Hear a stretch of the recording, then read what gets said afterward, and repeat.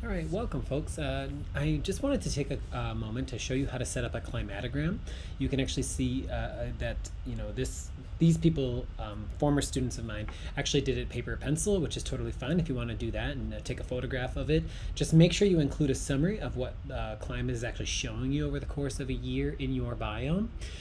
I went to NASA, earthobservatory.nasa.gov, to actually find some climatograms already made. But the catch is I don't want you to just copy and paste one and summarize it. I want you to make one, which I know sounds kind of dumb, like what's the point in you going out and making one?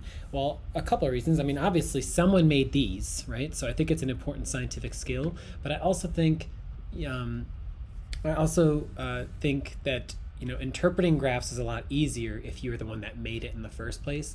And we really want you guys to practice graph making and interpreting skills for the ACT and other standardized tests for scientific literacy. So that's the reason for this. I'm going to look at the temperate deciduous forest to do that one as an example, because I know that no one's going to be doing that one for their project, since I eliminated that one. Since that's where we live, I kind of wanted you guys to do something else. You'll notice they actually have them as two separate graphs. They have a temperature graph and they have a precipitation graph. But when you're making a climatogram, you can actually do 2 and 1. So I'm going to show you how to set that up on the computer. So we're going to go to Insert, and we're going to insert a chart. And it's going to be a line chart. And we're going to do that by editing some data. So I'm just going to put it over here as my example. And then what I'll eventually do is I'll swap out this and put the video here to walk you through the process. But I'm just going to update this chart. So I'm going to go to the source, and from here is where we're going to enter our data. So you'll notice like we've got, whoa, don't want that. Here we go.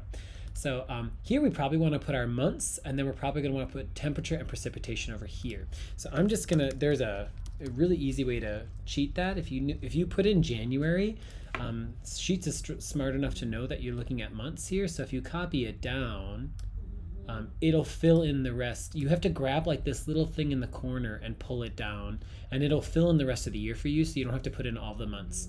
But then we're going to graph temperature and make sure you put in the units. And in this case, it looks like it's in degrees Celsius. And then for this one, we're going to do precipitation. And again, if you're looking over here, it looks like we're in millimeters of rainfall, not centimeters or inches, which is, I know, typically how we do things here in the United States. So I'm going to just pull these over. I'm going to delete these numbers here. Delete. All right. So for temperature, I'm going to look at this temperature graph first. You'll notice I pretty much am starting really close to 0, and then I go up to, the highest point is a little over 20 degrees Celsius, and the lowest point again is around 0. So in the temperate deciduous forest, they're saying that wherever this is in Virginia. Remember, obviously, temperate deciduous forest here in Wisconsin and there in Virginia is quite different, but we're going to use this Virginia model here. It looks like we're about freezing to a bit above freezing. Remember, this is average temperatures over the course of a month, though. So, of course, we have days where it gets quite a bit below. Remember, 0 degrees Celsius is 32 degrees Fahrenheit. So 0 degrees is freezing, 100 degrees is boiling.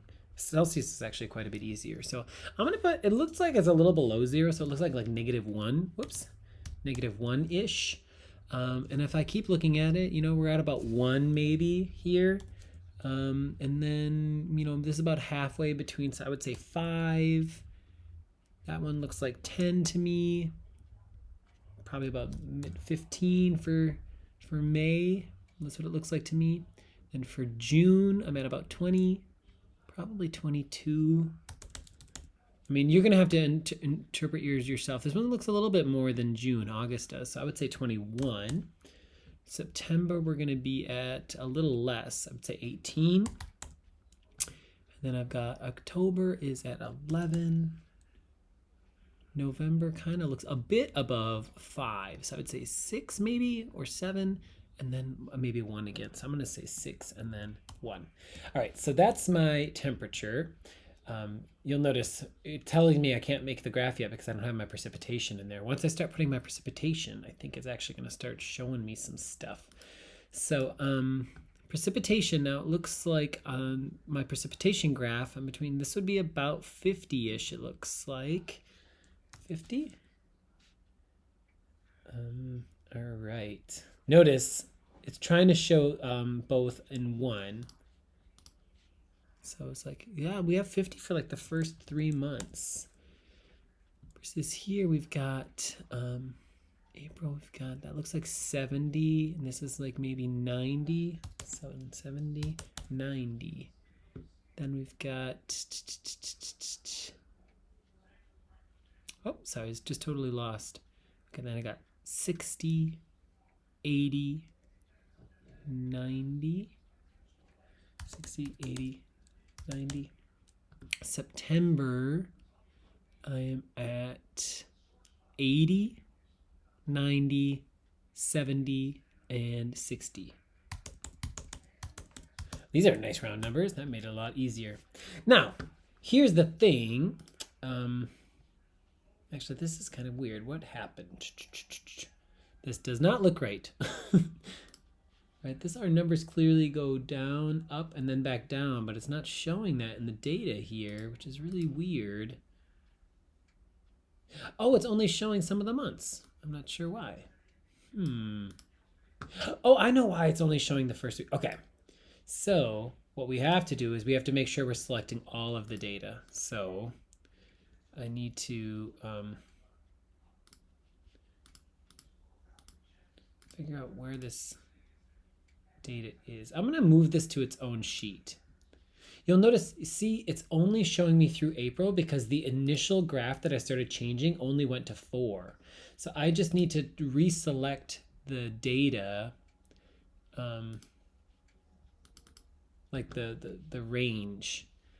And I do that, I double clicked, and then I'm going to go to right here. So where is my data range? So I'm going to click that, and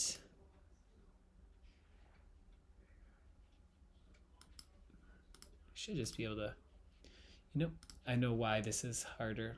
So I'm actually going to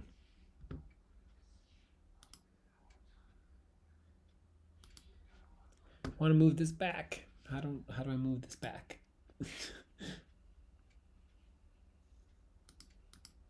I want to move this back into the place where I had it. I'm not sure how to do that now. Can I go back? It won't let me go back. I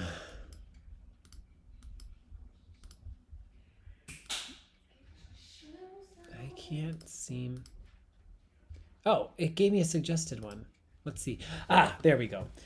I'm really sorry, folks. I should have planned this out a little bit better. So when I clicked, when I double clicked the chart and it went into setup here, when I clicked here, it did give me a suggested range to include all of the months. You'll notice all the months are there now, and this looks much more like my graphs here. Look at how similar, right? This one is to that one, right? And then this one is to that one, except it's all in one. Now, of course, I got to change the title because this doesn't make sense. So I would say climate of the temperate deciduous forest from for 1 year, something like that. You could even be more specific. Instead of just saying climate, you could say average monthly rainfall and precipitation of the temperate deciduous forest over 1 year. But your title should be appropriate. So now, if I go back to my presentation and click update, there we go. That is your climatogram. That is your climatogram. So that's really what I want you guys to do, folks. If this is too complicated, you know, you might have to watch my tutorial a couple times. I'm really sorry that it took me so long to actually change to update this information. You know, what you could do is, if that confused you, if like having only the 4 confused you, you could open up Sheets and just do this all in Sheets. And then once you create it, you're just going to select your data, and then you're going to go to insert a chart. And then you won't have to worry about changing the range of data like I just did. Pugsley! I'm sorry, my dog is going crazy. He's yelping and getting all excited. My wife just left home, so.